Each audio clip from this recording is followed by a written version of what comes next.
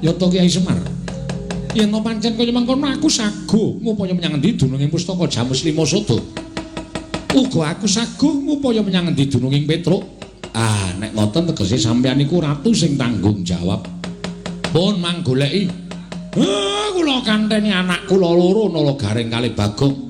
Supaya napa sing dadi kesaguhan sampeyan boten ngkandhek wonten ing pangucap. Arjuna kula wonten paring adhawuh. Ngupaya menyang endi dununge Petra apa dene pustaka Jamus menyang Jimat Lima Sada monggo Koko Prabu kula dherekaken ayo Dimas aja nganti kesuwen ya Koko Prabu kula dherekaken monggo Koko Prabu lang-lang ing triya mangungkung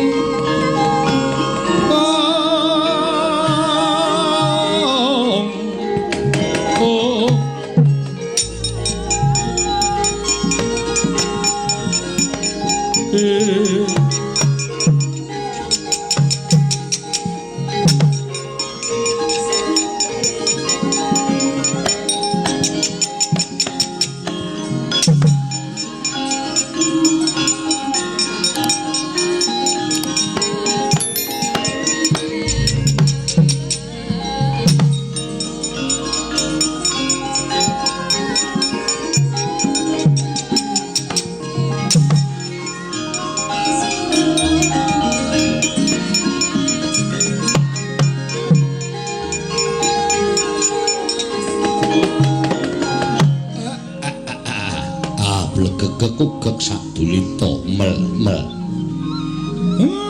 rasane kok kaya ora kepenak pikirku pancen sinuwun Ndarawati ingkang rawuh iki pancen ora ngerti apa-apa ning kok tak pasrahi gawean sing abot Geden kula mboten ajeng mangku asta wisuh lumuk ngentasi perkara kula dherekaken Den kula awat-awati kula jangkung tindhahipun ndara kula kekalih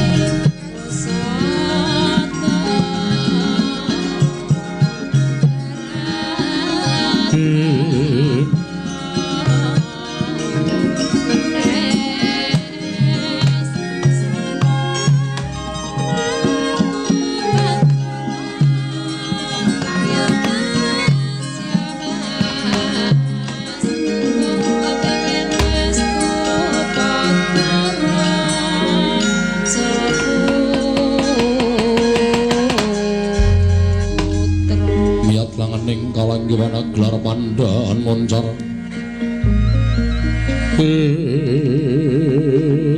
non lir kekonang surem sorotetan padang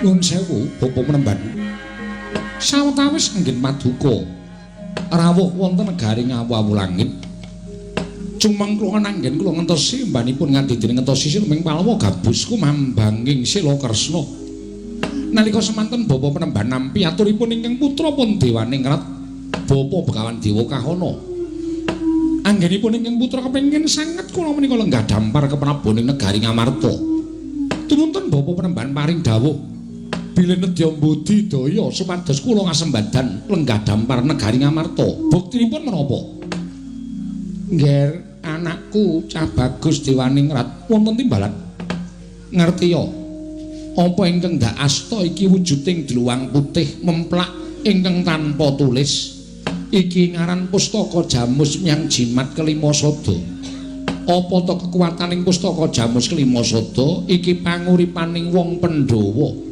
yen wong Pandhawa kelangan iki ateges bakal apes jurite yen bakal mateni para Pandhawa angel mijet wae ngranti suwe banyu sinaring mula nganti aku tak rewangi Membanata Ndarawati ingkang wigati bisa bumi gunjang ganjing langit kelap-lapaton lir kincanging risang mawe gandrung mekaten Penemban ya pancen monggo dalah menawi tena mekaten kula ngaturaken panuwun ingkang tanpa pepindhan ora usah dadak ngaturake panuwun iki bot-bote abot wong tuwa ingkang tresna kelawan anak saiki sirmu piye tak turuti nggih anakku Cah Bagus mate wonten dawuh kaselakna toling rasaku kepengin lenggah dampar ke Prabu Negara Ngamarta budhana sangganing para wadyabala aja ning cicir nderek tindak ing tak bedhahe negara Ngamarta nggih sewawi kula dherekaken sinuwun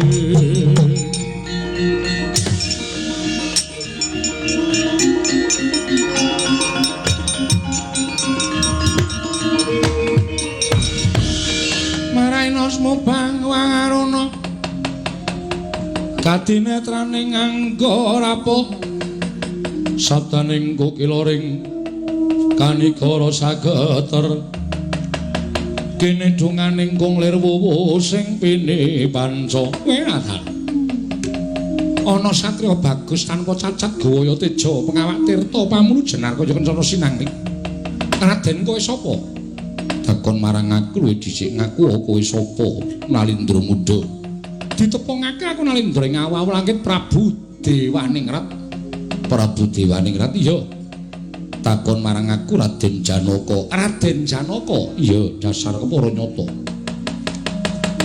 mlonjong botol tindak ing sinuwun Prabu Dewaningrat ngirit wadyabala segelar sepapan niatmu kepiye sinuwun bakal tumuju ning negara Ngamarta malah kepasang yuk katuju ing nginu dene praptaka ning papan kene ketemu karo Raden Janaka Raden aku tuduhna menyang endi dununging papan negara ing Ngamarta Pandhawa bakal tak telokake aku bakal dadi ratu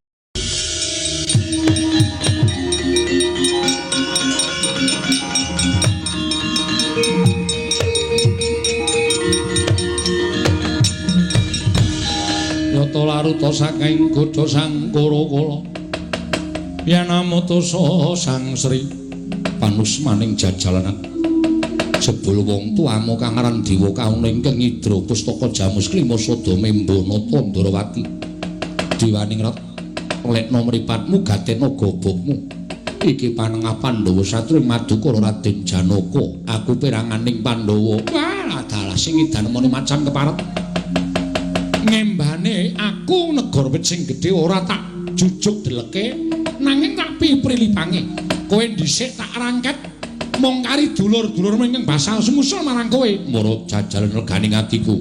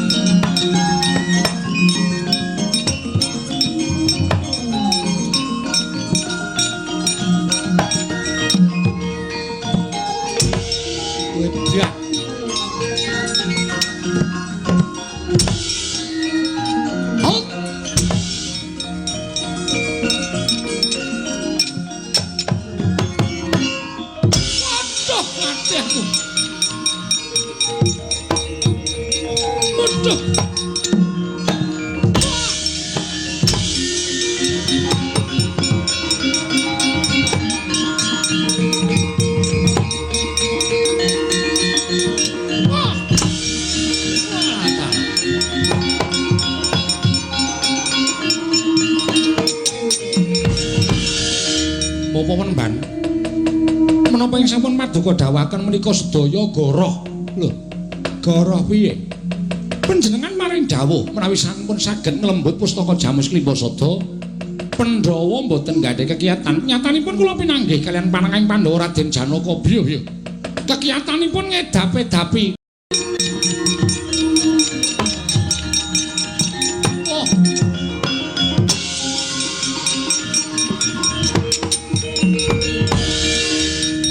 Bagus apa Raden Janaka wis apa Dewa Kaana kowe sing ngidra pustaka Jamus Klimasada dasar kepara nyata tak jaluk ora tak wenehake tanggo gatheng sirahmu damu dadi kuwandha kowe ayo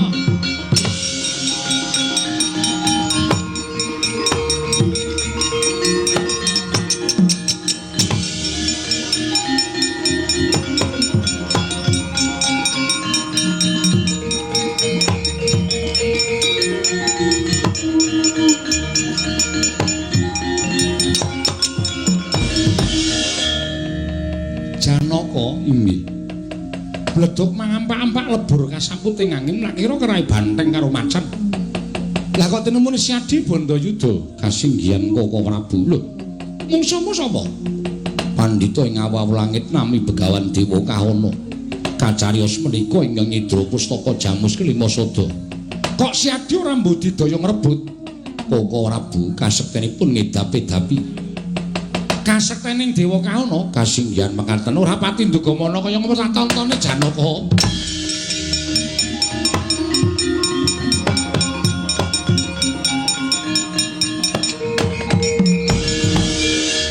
layak. Sira Siadi ora bakal menang karo pendhita mau. Kepareng Paduka kados pundi?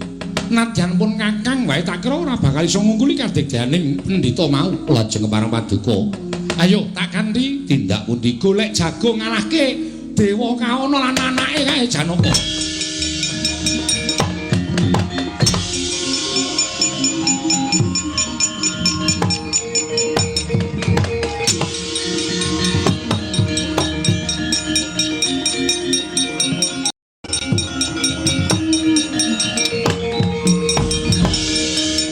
Ora ting pandam sumala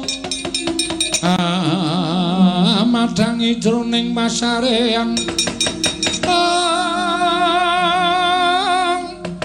ngenangi watana kartana remu-remu kalingan ngreng Sang Diamanah engkung sumungkem kuling kocap kacarita mangsuli kondo ing ajeng Kilura Petro kantong boleng kenging Kyai Nenggala kendang kapracundang kontal kaprapal dawah wonten sak tengahing wana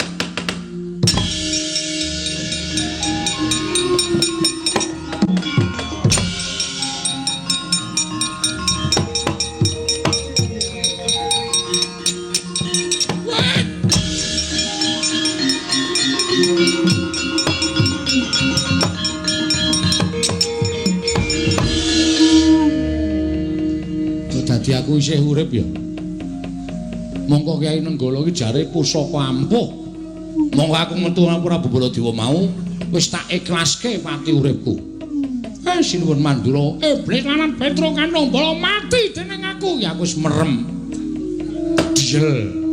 Pontal kaprapal kendang kapracundang. Kok tiba ning alas. Waduh. Cilaka iki. Ge adoh desa. Lah kok malah ketoyong-toyong uripku kaya ngene iki piye iki?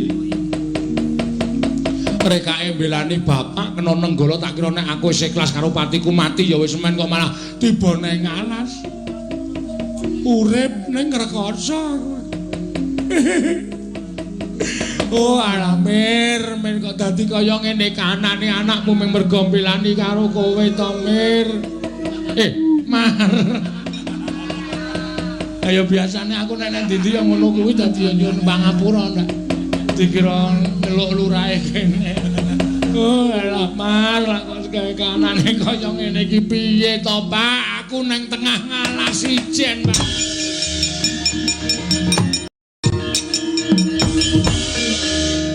Ngandel ora. Ngalas ki papane kewan, papane jim. Ya ora pangul iki bangsane gendruwo. Petro. Wah, gedhe tenan. Petrim. Sampeyan sinten? Sampeyan sing tuku alas kene nggo mang pateni kula, Mang.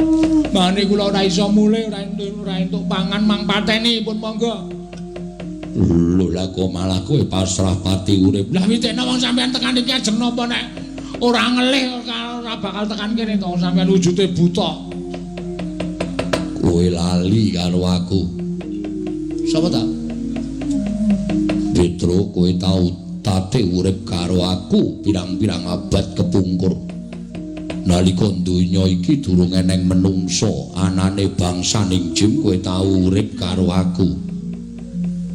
Wow, kelingan aku. Sapa?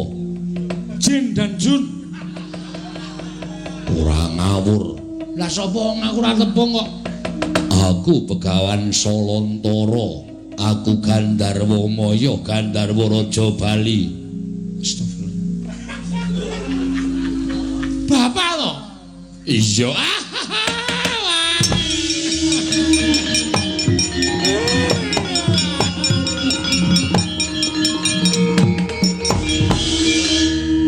Bapak. Iya. Aduh, sampean kok sandangane apik banget. Kula kok dadi kere, Pak. Panjen wis pinesti kudu ngono. Pun pinten abad sampean bisa kali kula? Suwe banget. Wah, wis ora iso diitung. Ayo memper nek kula lali kula pangling. Iya. Sampean kok nyandangi api niku cai lenggah teng pundi?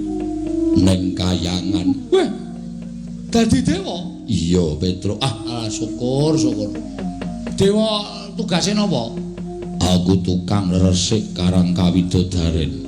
Oh alah, Pak Bon to. Iya Petro, ngono kok dewa ning dewa iya gleleng. Iya.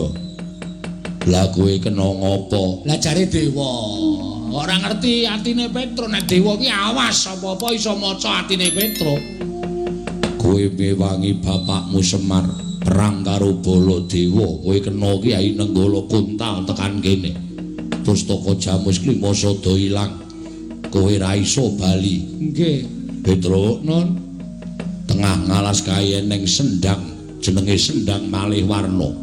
Aja wujud Petro, wujuda sawijining apa wae ning aja wujud Petruk mengko kowe ingkang bakal bisa mbabar cerita iki. Ngaten.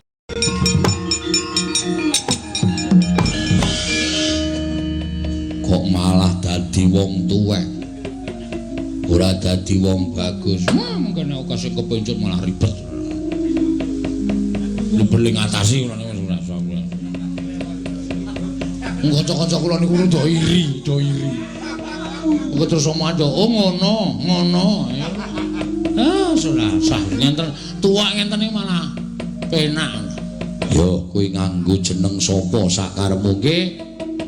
Kawene daya kekuatanku kowe dadi wong pinter, dadi wong digdaya, dadi wong awas. Amin. Wis enten ana nang kene, Dulengkas ana Nalindra teka. Sinten? Kowe tepung ning aja ngaku yen kowe tepung. Oke. Oh.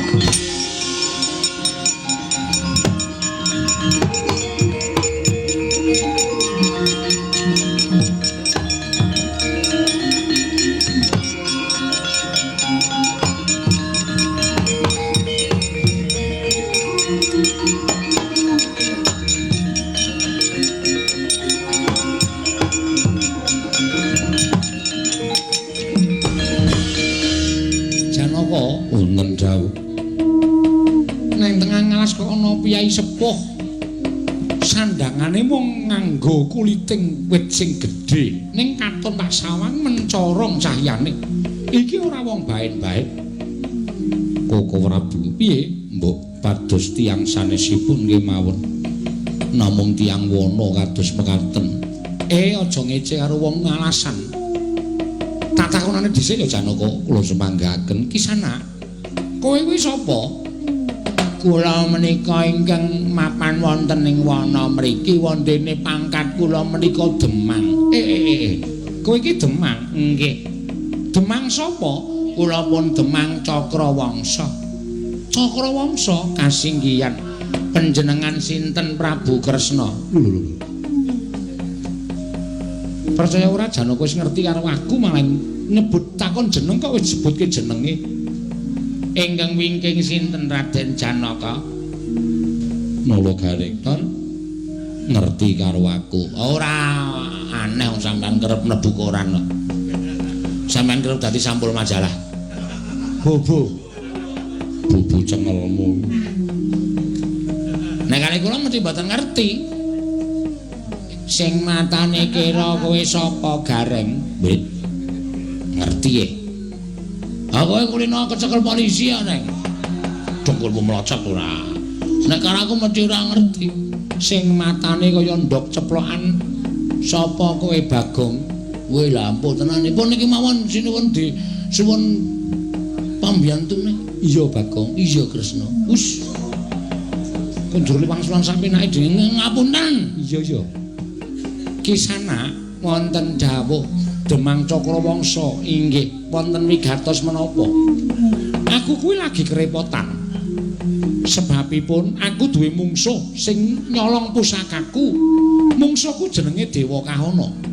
Yen kowe iso mateni mungsuhku Dewa Kahana, iso ngrebut pustaka Jamus Lima Sada, kowe njaluk apa tak turuti.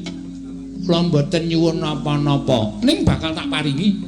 Kula mboten nyuwun wong kula niate tapa ngrame. Trondolo iya panjenengan lenggah mriki kula sing ngrebut pustaka Jamus Kelima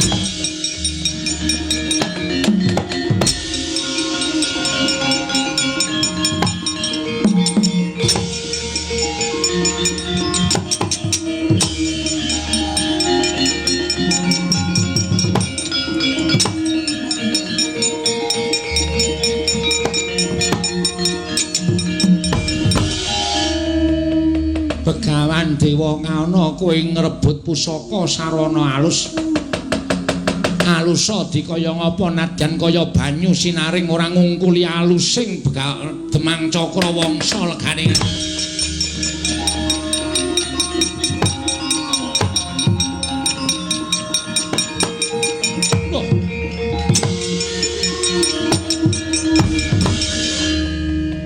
Anak Prabu Dewaningrat kok eneng kene, Premban. Kula menika pendak perang kalah wangsul mlajar. Kula nyuwun biyantu. Perang malih kula kawon.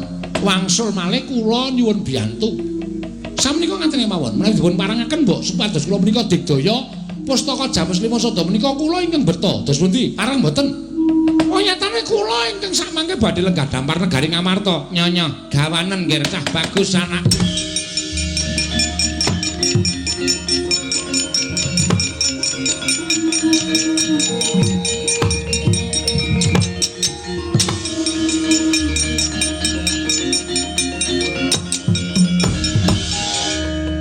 Pinter njara langit kowe ra menang karo Demang Cakrawangsa. Ayo iki jagone Pandhawa sing iso nglembut Pustaka Jamus Lima Sada.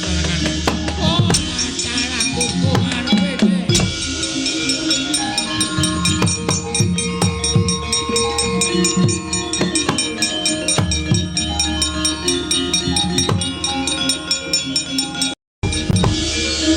Ila jagat Dewa Bathara lah kok cepet timen.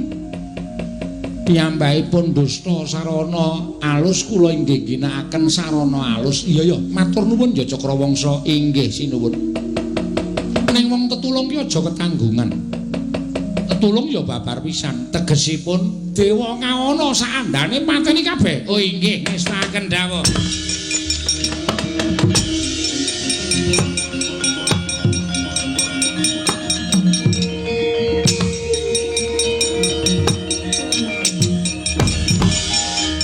Iki menungsa sing nyolong pusaka, kowe sing maling. Kowe sing nyolong kanthi Membanata Ndarawati. Aku mung saderma ngrebut saka tanganmu. Oh, legandang dening aku nyo tamal.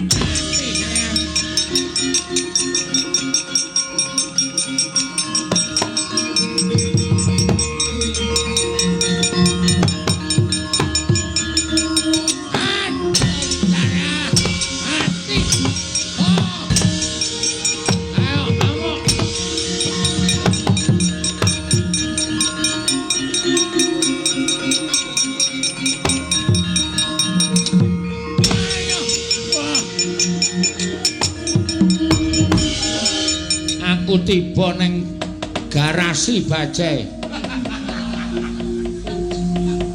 Iki sapa wong kok kaya Vespa? Dapure. Iki sapa jenenge? Aku Demang Cakrawangsa. Syukur Le. Kowe ijek urip. Tak kira nek kowe mati ketaman Nenggala, Petro.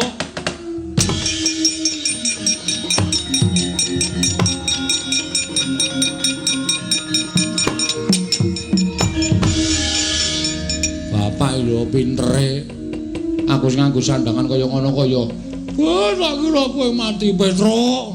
Awakku kaya kesetrum terus dadi Petruk meneh. Mbok tak dadi kaya ngono mau Pak.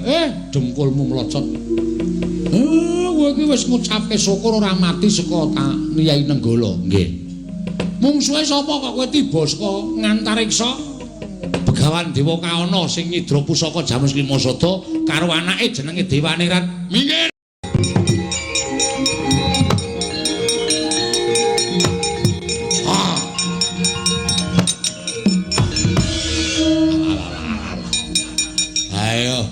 Ratu Gustiku kewirangan cokot tugel sikilmu.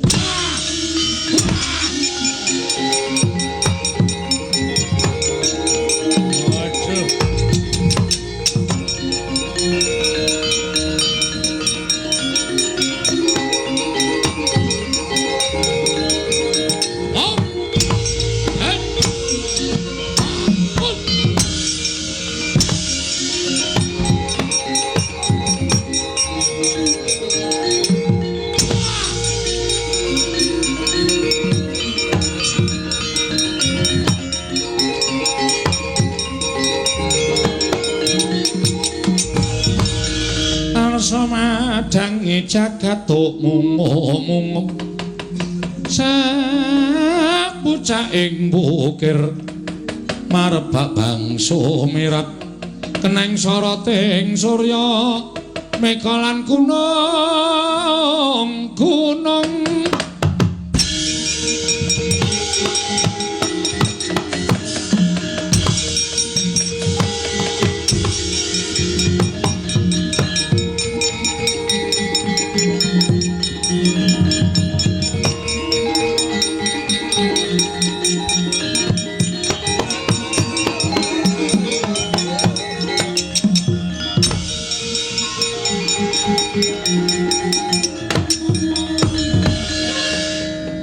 Wiwit purwa madya wusana pun paripurna Gus. Ya.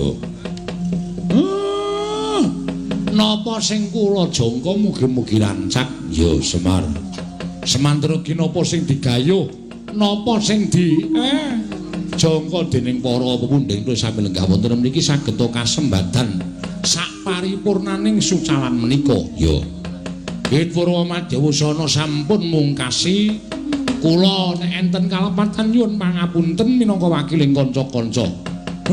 Diagung pangaksamping sakalangkung kathah jernaminipun menungsa kedurungan ina lali salah apes kelawan mati. Sura Sudira Jaya ingkang ratsuh bracut tapi kula Darmastuti rahayung sami makarya rahayung samya pinanggih Ndara.